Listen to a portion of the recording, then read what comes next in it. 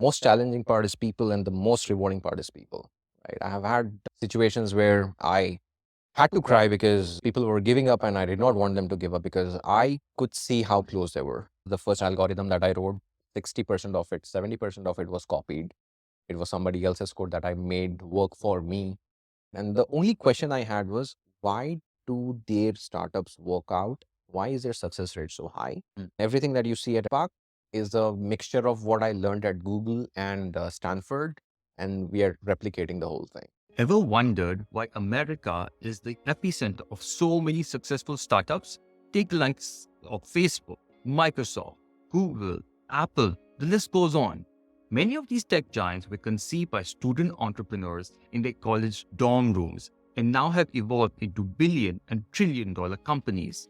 Today, we'll deep dive into understanding what is it about the United States that consistently produces successful young entrepreneurs. What strategies do they employ? How is their mindset different? And what kind of support systems are in place? In today's podcast, we pose these questions to Meraj Faheem, an entrepreneur who himself, after achieving successful exits of his own ventures, is on a mission to adapt these proven strategies to India's unique landscape. His vision for India, not to just provide back office support work, but to dream big and to be at the forefront and the epicenter of the 21st century. India's time has come. In our conversation today, we talk about his journey from college days, from struggling to find employment and to hustling to make some extra pocket money and then turning that into a profitable venture.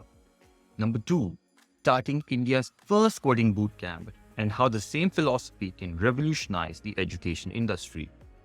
Third, founding a student-based incubator. Within 3 years, we already have stories that are being picked up by BBC. And lastly, but most importantly, the pressure that is imposed by society and our culture. The mental health dialogue, a continuous theme of our podcast. If any of these seem important or interesting to you, watch this podcast till the very end. And if you know of anyone, a brother, a sister, friends, share it with them if you think it may help them. Join us on People Like Us.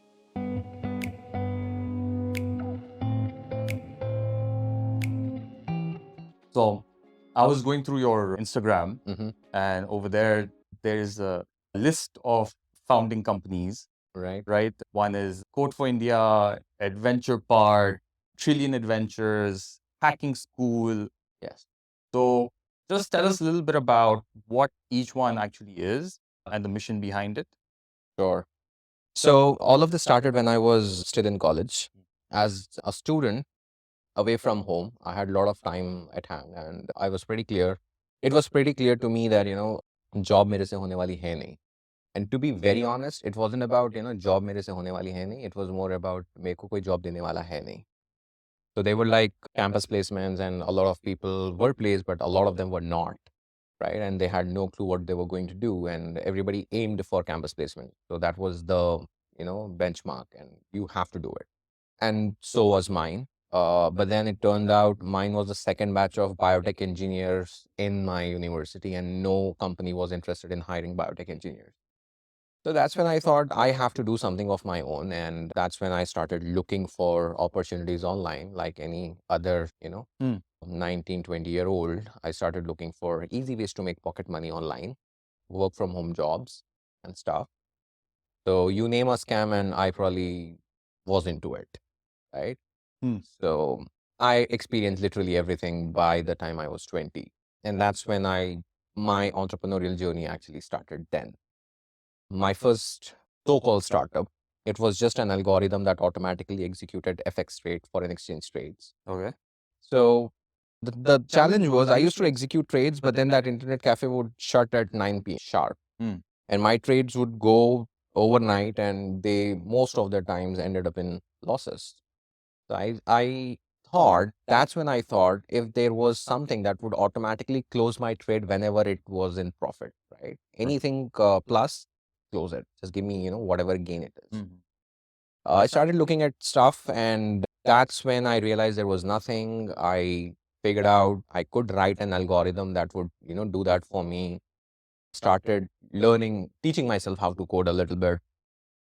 To be very honest, the first algorithm that I wrote, 60% of it, 70% of it was copied.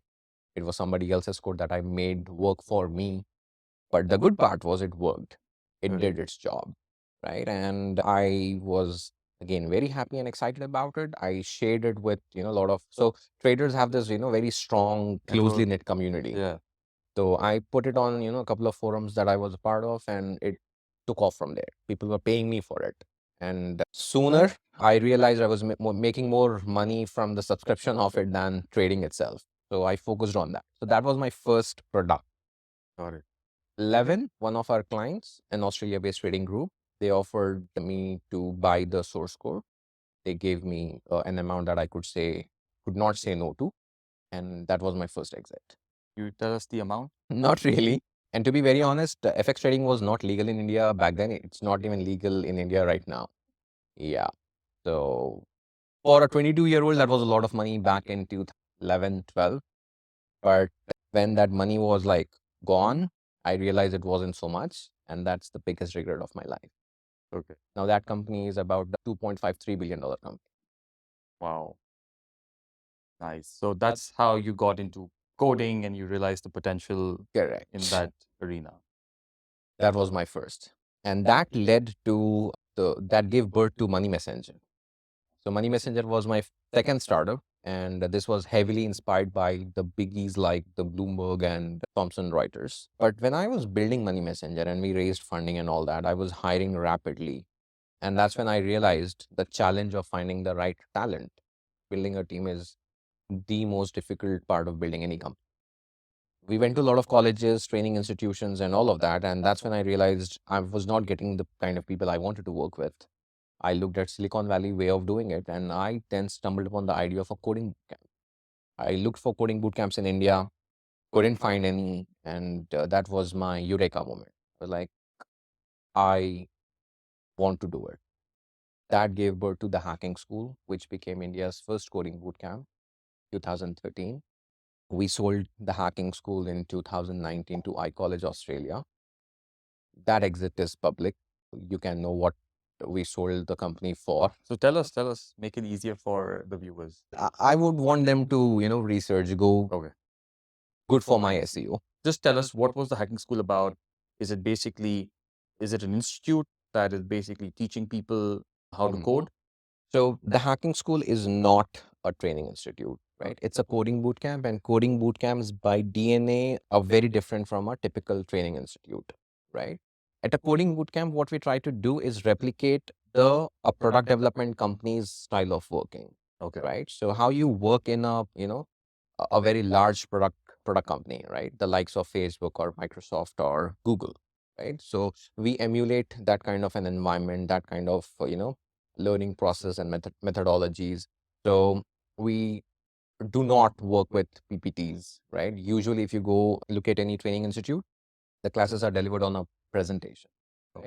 Okay. That's blasphemous. That's wrong. That's offensive, right? It basically triggers anybody like me. So, but if you come to a coding bootcamp and if you really want to do it, you start writing code from day zero.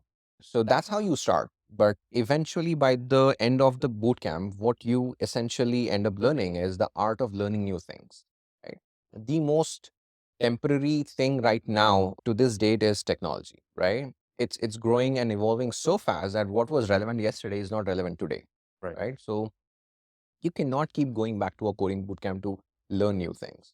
So what you learn primarily at a coding bootcamp is the art of learning new things, right? How do you learn a new framework? How do you learn a new tech stack? How do you adapt to, very different thing that you were taught, that you learned coding on, right? So that is what we basically inculcate. That is what usually a coding bootcamp does. Awesome. But coding might not be for everybody. And this is a fair disclaimer that we keep giving everybody, even on the website, right? And getting into the hacking school is slightly difficult because we are very proactive when we say, okay, why do you want to learn how to code? Why coding? Right? And we ask this question with all seriousness. Yes, it's good business to me if we get as many students as possible, but it's bad business when these people realize it's not for them and go out and they stop doing things that they should be doing. So we are extremely selective, right? So students go through two rounds of interviews. And some standardized testing, I suppose. Yes. Got it. Cool. Which is when we check whether you have the right Acumen. objective, to learn. And trust me, 70% of the times people come to us and say, when we ask them, why do you want to learn how to code? They say, because there are a lot of jobs, because my cousins are doing it, because one of my uncles told this is the next big thing, because it's cool. These are the reasons that we get majorly. I mean, most people are looking to build a career, right? So they want to get into anything that they find prosperity in. Yep. So is there something wrong with actually looking to do it that Not way? at all, not at all. Absolutely not, right? And especially if you are coming from a country like ours, right? That's basically your step one, right? That's what all of us are conditioned to, right? You finish your education and get a job, right? Which is not wrong at all, right? If that works for you. However, you cannot learn something with, a very temporary objective of getting a job, right?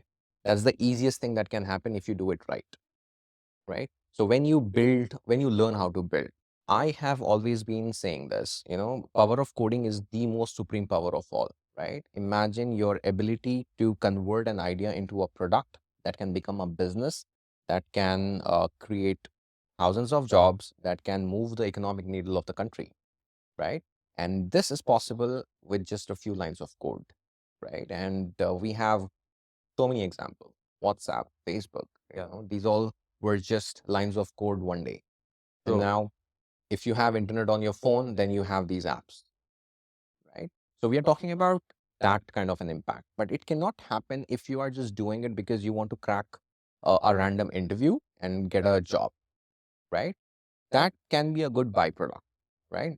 If you do this the right way, if you learn how to build things the right way, at least my experience with the hacking school has been, I mean, we have 100% placement rate, right? Without us putting in any efforts, these people find jobs for themselves. So where do they sort of graduate onto? Which kind of companies do they go on to? Majorly product companies, but a lot of them have. So we have seen a trend. 30% of our students do not take a job, right? They want to explore their entrepreneurial interests. They start building ideas and apps and stuff. 2, 3 years later, 90% of them have failed with their entrepreneurial attempts. That's when, they would have built a portfolio of products and apps, which gets them jobs without interviews. Understand. Right? So if I know you that you have built something, I wouldn't want to sit with you, for an interview and ask you, tell me something about yourself, right? I would be more interested in a different kind of a conversation, which would be around, okay, why did this product did not work, right? What would you do differently if you were starting again, right? So is there anything that you think that was technically wrong, right? The conversation, the quality of conversation is very different. So I think what you're doing is you're actually training the mindset, Correct. right? The outlook Absolutely. to change rather than focus on, maybe compensation or so. It's all about building, having an impact, and therefore the job is a byproduct, the income is a byproduct, and then you sort of take on a leading role in one of the bigger companies. Apps. Right? Okay, awesome. I'm interested in Adventure Park. Tell me more about that, because what I read about it was that it's a student-based incubator. Why students? Correct. So I was talking about how my love for incubators started when I was working with the government of Telangana. My mandate was the development of the ecosystem, right? Incubator and the accelerator ecosystem. I did whatever I could do. And during my time there, right, the research that I did revealed 90% of the founders that gave up, they gave up not because their ideas did not work, but because they did not have more time to give to their ideas. It would have worked if they could give another 2 years to it. Okay. It could have worked if they had another 3 years to give. But the responsibilities that they had, familial pressure, societal pressure, pressure to perform, competition with your peers and all of that, right? Responsibilities. Yeah. All that led to them giving up, right? So that's when I thought, what if we encouraged people to start a little earlier in their lives, right? And that's when I figured out, as a student myself, this is exactly what I did. I just did because I had nothing to lose, right? I had nobody to answer to, right? And what if we gave, or what if we, created a more conducive atmosphere in college, gave people whatever they needed for it, for them to make it happen, right? We started with just this little idea. I pitched this idea to a lot of education institutions, right? Engineering colleges were my natural and obvious go-to, and everybody said no. They said, you're too stupid to even think, students can be founders. I said, no problem. And I continued to talk to more and more colleges. A lot of them were interested, but they asked the wrong question. And the first and the most popular wrong question was, what's in it for us? Now, it should, click that why is it a wrong question? Anybody who's wanting to do something, right? Isn't that an obvious question? You should ask, right? What's in it for us? The focus was on money making, which is the last thing that you can make as an entrepreneur, right? If you want to make quick money, startup is not your way to go. So I continued to look for more, institutions. And very fortunately, I landed onto MS. It was again a very accidental, serendipity is a real thing. What is MS? MS Education Academy is a group of institutions. They have about 100 plus schools now across the country as well. I pitched them. I said this could be a great incubator. I said we have no idea what an incubator is. If you can talk to the chairman and if he's convinced, maybe you can take it forward. Just tell us what is an incubator. Just I'll come briefly. there. Yeah. Yes, I'll definitely come there. I met Latif sir and I pitched him, and this is the question that he asked. Right, what's an incubator? I said, incubator is basically a place where people will ideas walk in and we give them everything that they need to help them convert their ideas into products and products into businesses. And we hope that, in 5 years' time, we'll find at least 10 startups that will make it really big. Okay. And what are those things? From ideation to business? Literally everything, right? I do not want to count because these are countless things. And the most common thing that we have offered to 500 plus founders that we have had till date is a shoulder to cry, right? It's not the funding that they wanted. It's not the tech support that they wanted. It's not the market access that they wanted. I'm saying we give and gave all these things. But the most important thing that no other incubator gives and that we are known for is a shoulder to cry, right? Because more often than not, things won't work as a founder, right? And that is the most important thing that you need that will help you survive the day, wake up tomorrow morning and get back to it, right? Because if you want to start up something, you cannot expect it to work in the first go, not in the second go, not in the third go, not in the 30th go, right? So incubator is a place where you will find like-minded people working with the same madness on their own projects in the hopes of making it big one day.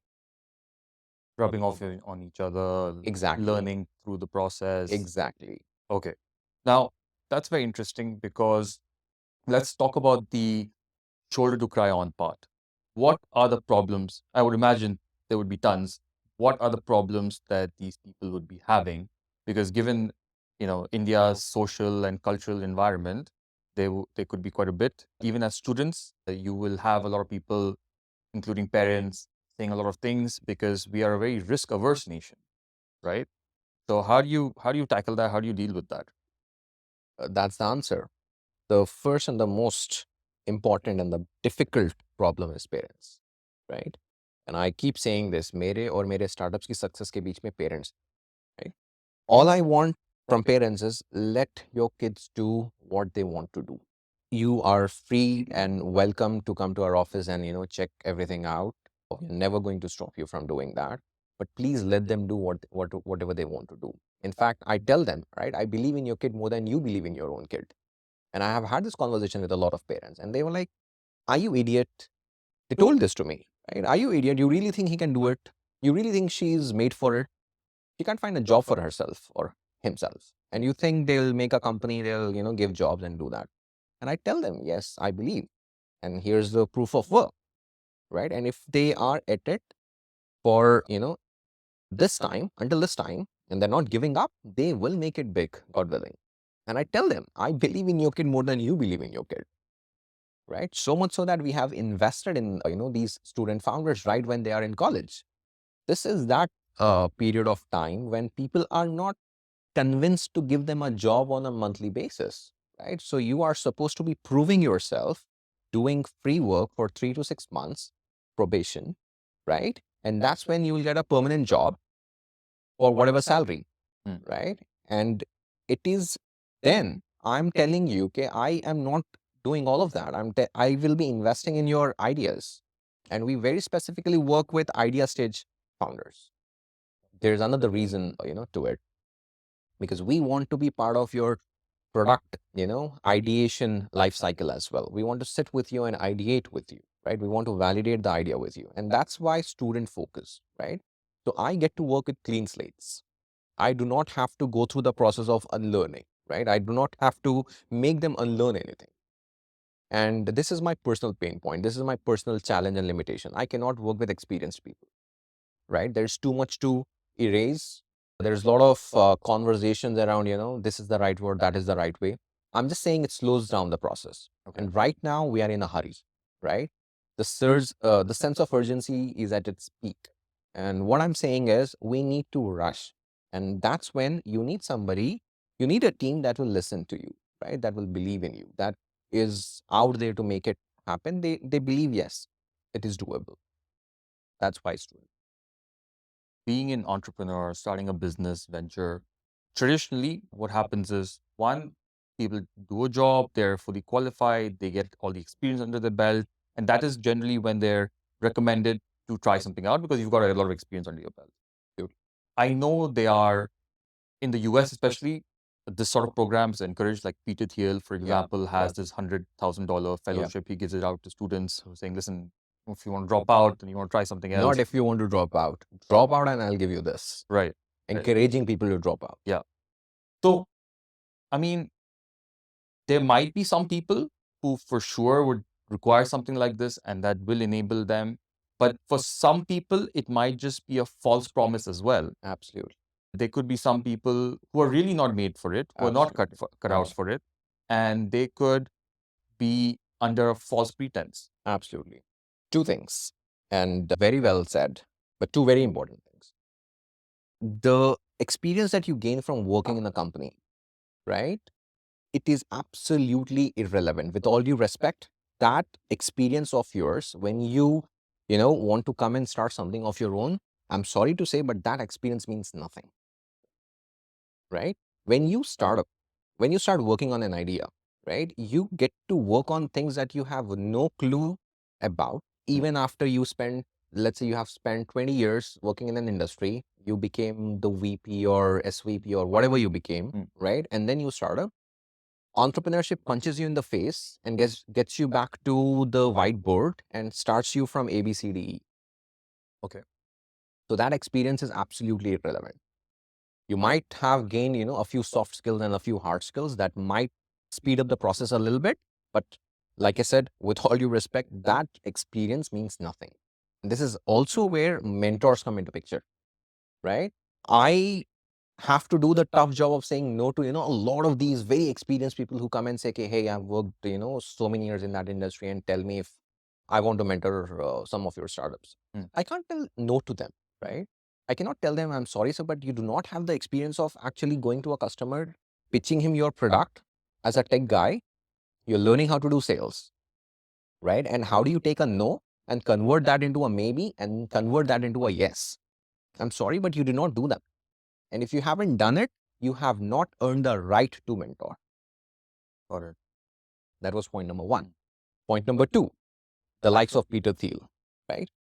And you rightly said this might not be for everybody, but who decides it's not for everybody, right? And how do we say, okay, this is not for you and this is for you, right? How do we decide it? Is there a scale? Is there a thermometer that tells us, hey, There are tests. is there a test? There is none, right? The only way you get to know about it is when you do it. You do it, you figure out it's for you or it's not for you, and then you take it according. And that's exactly what we pitch EdVenture Park as, right? We are a sandbox. You come, you start working on your idea, you work on one idea, you work on 10 ideas, you work on 100 ideas, and then you realize, hey, this is not for me. I'm not made for entrepreneurship. And if you can come to that conclusion, right, and back it with data, that's a success. And so how long you think a person should try out and try and figure out, am I actually made for this or I'm not, and perhaps I need to move on to other ventures?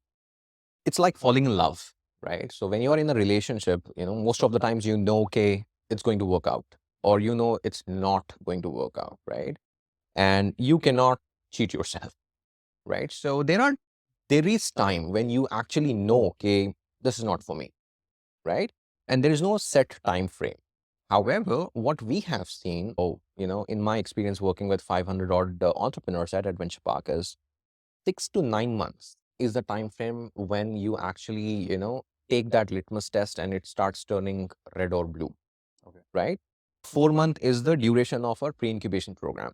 This is when we naturally eliminate a lot of them, right? Based on their dedication, based on their show up rate, based on their progress, based on their quality of ideas, based on the quality of the founder, based on their culture fitness, based on the founder idea fitness, product market fitness, and so many other things, right? So people are naturally eliminated. So it's the survival of the fittest automatically, and they get to know about it in the ninth month max, usually. 9 months. Yeah. Okay. What's your I know you said a few things about the parents, but you don't obviously want to make false promises to the parents. You simply ask them to try and fail, and at best case, learn something out of it. Absolutely. Right? Okay. So you've got this big program. How many people you have at this place? I'm supported by a team of about 35 team, including my core team and the executive team, and then 200 plus campus leads, right? Without which I am handicapped, right? These are the real rock stars, and I just take the limelight and I just take the credits for them, but all credits to them, right? The most important thing with respect to, I would just like to add one more point to the whole, parent aspect. This is also why we have eliminated all the barrier to entries, right? There's absolutely zero barrier to entry if you want to get into the incubator. So you just don't, there's no fee, right? There are no timings. There is no set schedule like an academic calendar where, you only can get in during March or April, right? There are no exams or anything. Okay. Right? It's an absolutely open culture. And this is something that I picked up from Stanford. Okay. After I finished my fellowship with the government, I went to the US for a bit. I was exploring different campuses, and I fell in love with the incubator in Stanford's campus. Just two words, right? And the only question I had was, why do their startups work out? Why is their success rate so high? Why is the success rate of our incubators not, as high? Which is when I dug a little more deeper, picked up the best practices, came, and everything that you see at Adventure Park is a mixture of what I learned at Google and Stanford, and we are replicating the whole thing, right? Awesome. Basically, eliminating all the barrier to entries, basically, removing all the speed breakers, clearing the road for you, right? I'm not driving your vehicle, but I'm just clearing the road for you. You tell me there is a hiccup, I'll come and I'll help you solve it, but that's about it. Okay, tell me a little bit more. I know you've got your team and you've got you. What about the funding aspect? How are you guys paying the bills? How are you investing in these companies? How are they supporting themselves? Because that's another big aspect about this whole venture as well. Tough question, but very important one, right? So no matter what you're doing, no matter what your objective or purpose is, you still have to pay your bills, right? You cannot, tell the electricity board, okay, hey, I'm doing a good job and I'm not taking any money from anybody, so please don't charge me money, Right. right? It doesn't work that way. So Adventure Park is funded by the board of directors. So we pull in money every year, and that helps us run the operations. And our operations are extremely frugal. So we make sure we are absolutely optimized. We work to, our full capacity and absolutely frugal. We do not things that make no sense, right? So we do not have, you'll not find anything fancy or fake, because usually that is where you'll end up spending a lot of money. every PR that you see that Adventure Park was covered on any newspaper, any channel, we were covered by BBC, right? Our startups were covered by BBC. Everything was inbound. They did it by themselves. They wrote everything themselves. We never, went to anybody to cover us. Tell me about a success story like. So BBC came to cover Dovely. Dovely is a, women-led startup. So two girls, Uzma and Zainab, students again.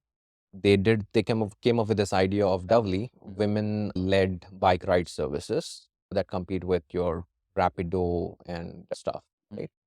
So women are uncomfortable riding behind guys. So they said they should be women driving women riders and they should help. And that was a very simple idea, and that's how they started. And their story became so popular, right? They are a very popular startup at Adventure Park.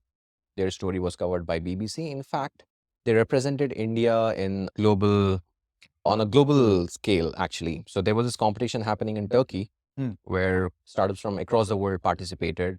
And from India, Dovely won, and they got an all-paid trip to Turkey. They spent 12 days there, meeting all the founders, from across the world. They were one of the 6 founders selected.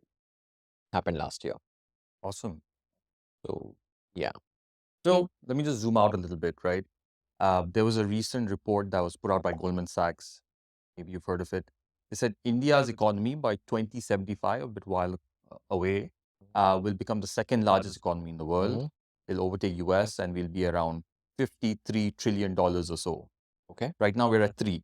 Yeah. So we've got 50 trillion to go. Yeah. That's the report Goldman Sachs has put out. So in that case, where do you think, which sectors do you think would probably be the drivers towards that kind of success? Which areas, if somebody is looking to do a startup, if someone is looking to perhaps pursue a passion or is even looking for a job, which sectors should they focus on, which will likely be as part of the next generation of India? Right.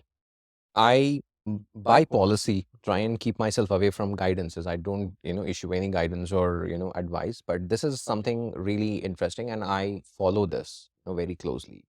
And I kind of read that report that you're talking about. So it's very simple, right? There is only one thing that India has that no other country has in the world right now, except China. It's the human resource, right? And apparently, the IQ that Indian human resource has, right, is way above average than when you compare it, globally for whatever reasons, right? And we have been exporting human resource to the world, Right. and not charging anything for it. Or very low. We technically are not charging anything for it, Right. right? Our top brains work for other companies, and they are, creating GDP, contributing to the GDP of other countries, right? Right. So we are basically donating our most important resource, right? Yeah. So imagine Saudi Arabia just donating oil to the world, Right. which is what we are doing right now. But I think we are consolidating, and we are consolidating really fast, right? So this is one human resource that we will continue to retain back. We will retain more of the talent, and this talent will continue to build and sell from India to the world, which is exactly why we named Code for India, right? India has been coding for the world for a really long time, right? Since many, many decades, Right. right? And then it said Code for India. So you start building from India and then for the world. That was the idea. One thing. Second, you will see technology taking over literally every aspect of human life. And when I say this, I mean like literally every aspect of human life. Everything will be AI aided. There's no doubt about it. AI will not take over. It will just aid every aspect of our daily activity, right? So there are very different ways to look at it, right? There are B2B segments, there are B2C opportunities, and there are B2G opportunities. Now, anything that you want to do, if it cannot be scaled with technology, then you should think twice before you do it, is what I would, say in general.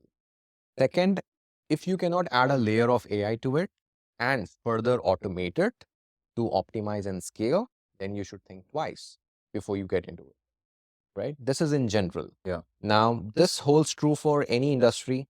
This holds true for all sectors. This holds true for all stages, right? So there's literally, I mean, you can say agriculture से लेके rocket science तक. Hmm. It will impact everything. Awesome, man.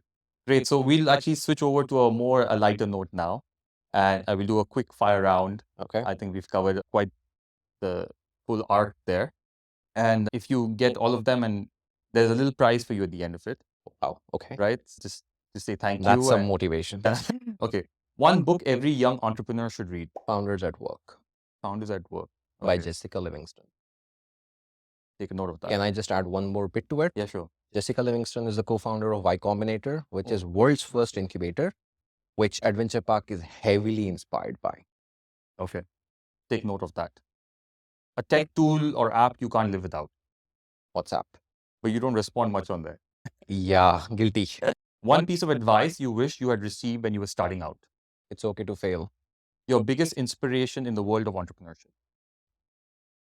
Abdurrahman bin Auf, he's a Sahabi. He was a companion of the Prophet. The way he did business inspired my way of doing business a lot. Wow. Is there a lot of literature around that? Kind of, there is a little bit online. Awesome. If you could go back in time, one thing you would tell your 20-year-old self. Don't hate math. That's why you have maths taught AI. Oh yeah, You didn't like maths, is it? I hated it, and that is why I chose science. Okay. I didn't want It's to in conjunction, right? Like maths in India. on India. So you choose either science or math. Got it. I chose science because it did not have math in it. I wanted to be a doctor, not because I wanted to be a doctor, but Okay. because it did not have. So the world is bringing you full circle, I think. See, you cannot run away from things, is what I learned. And that's when you start facing your fears. Awesome, man. Last question. What's the most challenging part of being an entrepreneur, and what's the most rewarding? People, both. Most challenging part is people, and the most rewarding part is people. Right? I have had situations where I had to cry because people were giving up, and I did not want them to give up because I could see how close they were. So rewarding because I have seen people making it big, right? It changed their quality of life. It helped shift their, everything, right? I've personally experienced it. So Awesome, man. Sounds like you're making quite an impact for yourself and for a lot of people out there as well. I think that'll be quite beneficial, and we're very excited about your story and what's more to come. thank you so much. I hope it's worth anybody's time, but thank you so much for doing this. It helped me redo a lot of things mentally.